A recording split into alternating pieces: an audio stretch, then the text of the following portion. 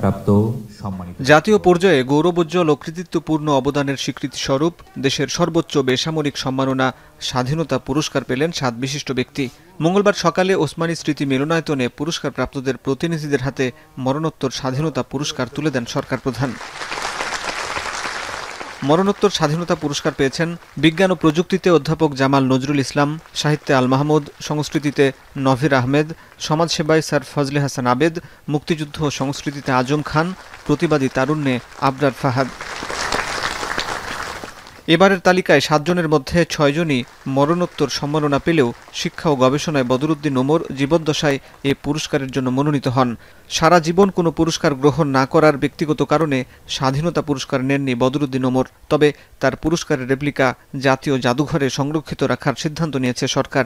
তাদের আত্মত্যাগের কারণে আমরা একটা অনুষ্ঠানে প্রধান উপদেষ্টা বলেন, তারা জাতিকে এক মহান উচ্চতায় নিয়ে গেছেন। তাদের কাজ যুগ যুগ ধরে প্রজন্ম থেকে প্রজন্মে তরুণদের মধ্যে অনুপ্রেরণা ছড়িয়ে দেবে। দেরিতে হলেও তাদেরকে এই স্বীকৃতি ও সম্মান প্রদান করতে পেরে আমরা সবাই আনন্দিত। তাদের কথা, তাদের জীবদ্দশায় আমরা স্মরণ করতে না পারলে আমরা একটা অকৃতজ্ঞ জাতি হিসেবে চিহ্নিত হয়ে যাব। আমরা চাই যাদেরকে আমরা এই সম্মান দিতে চাই যথাসময়ে সেটা যেন আমরা দেই। স্বাধীনতা যুদ্ধে ন্যায় বিচার ভিত্তিক সমাজ প্রতিষ্ঠার উদ্দেশ্য এখনও বাস্তবায়ন হয়নি বলে জানান প্রধান উপদেষ্টা। বলেন, জুলাই অভ্যুত্থানে নতুন বাংলাদেশ গড়ার সুযোগ তৈরি হয়েছে। স্বাধীন বাংলাদেশে এখনও ন্যায়ভিত্তিক সমাজ প্রতিষ্ঠা করা যায়নি। দীর্ঘদিন ধরে এই দেশের মানুষকে তাদের ভোটাধিকার থেকে বঞ্চিত করা হয়েছে। দুর্নীতি, লুটপাট ও ঘুম খুনের রাজত্ব চালিয়ে দেশে একটি ফ্যাসিবাদী সরকার ব্যবস্থা কায়েম করা হয়েছে। আজকের দিনে আমি শ্রদ্ধার সঙ্গে স্মরণ করছি জুলাই গণ অভ্যুত্থানের শহীদ ও আহতদের।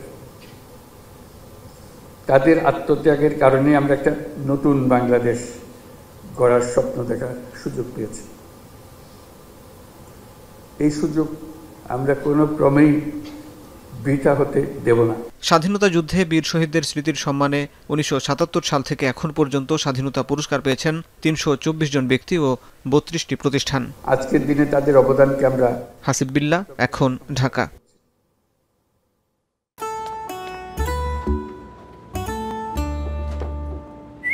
এই ঈদে জুয়েলারি ক্লোদিং এ বিকাশ পেমেন্টে ডিসকাউন্ট।